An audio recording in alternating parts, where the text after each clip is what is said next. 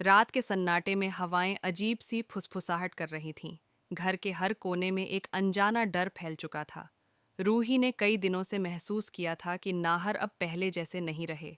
उसकी आंखों की चमक कहीं खो गई थी, चेहरे पर एक अजीब सी थकान और हर वक्त सुकून का नाम, जैसे वह उसके बस में हो। शुरुआत में रूही ने सोचा शायद यह सब उसका वहम है, लेकिन जब नाहर ने उसे सबके सामने डांट दिया, जब उसने रूही की बातों को ठुकरा दिया, तब रूही के दिल में तूफान उठ गया। वह खुद से बुदबुदाई, ये नाहर नहीं, कोई और है जो नाहर के अंदर छिपा बैठा है। धीरे धीरे उसने सुकून की हर हरकत पर नज़र रखना शुरू किया। रात के वक्त सुकून के कमरे से आती अजीब मंत्रों की आवाज़ें, दरवाजे के पीछे रखे काले धागे और कमरे में रखी वह लाल रोशनी वाली दीपक की लौ, सब कुछ किसी काले खेल की तरफ इशारा कर रहे थे। एक रात रूही ने देखा, सुकून एक लोहे के बर्तन में कुछ जला रही थी और नाहर की फोटो पर सिंदूर लगा रही थी।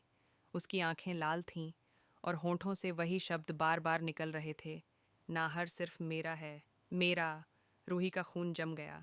अगले ही दिन उसने फैसला किया कि अब वह चुप नहीं बैठेगी।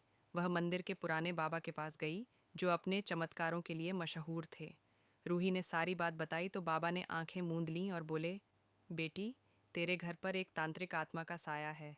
यह औरत अधूरी मोहब्बत में मरी है और अब तेरे पति की आत्मा को अपना बनाना चाहती है, लेकिन तू डरे नहीं, देवी शक्ति तेरे साथ है। बाबा ने उसे एक कलश और पवित्र जल दिया और कहा, जब सही समय आए इसे नाहर के सिर पर छिड़क देना। उस समय सुकून की असली शक्ल सामने आ जाएगी। रूही ने बाबा से वादा किया कि चाहे कुछ भी हो जाए, वह अपने पति और घर को बचाकर रहेगी। अगली रात बाबा घर पहुंचे। उन्होंने घर में हवन शुरू किया। पवित्र मंत्रों का जाप गूंजने लगा। सुकून दूर खड़ी सब देख रही थी। उसका चेहरा गुस्से से लाल था। जैसे ही बाबा ने नाहर के सिर पर जल छिड़का, नाहर चीख पड़ा। उसकी आंखें पल भर के लिए काली पड़ गईं, फिर जैसे किसी ने उसकी आत्मा को झकझोर दिया हो। बाबा ने हाथ उठाकर कहा, जिस आत्मा ने इस शरीर पर कब्जा किया है, वह देवी के नाम से बाहर निकल जा। कमरे में तेज हवा चली, दिए बुझ गए और तभी दरवाजे पर खड़ी सुकून जोर से चिल्लाई, कोई मुझे न रोक पाएगा, नाहर मेरा है। उसके हाथ अपने आप उठे और एक फूलदान हवा में उड़ा, सीधा बाबा की तरफ। लेकिन जैसे ही वह कलश बाबा के पास पहुंचा, वह बीच हवा में रुक गया और जमीन पर गिर पड़ा।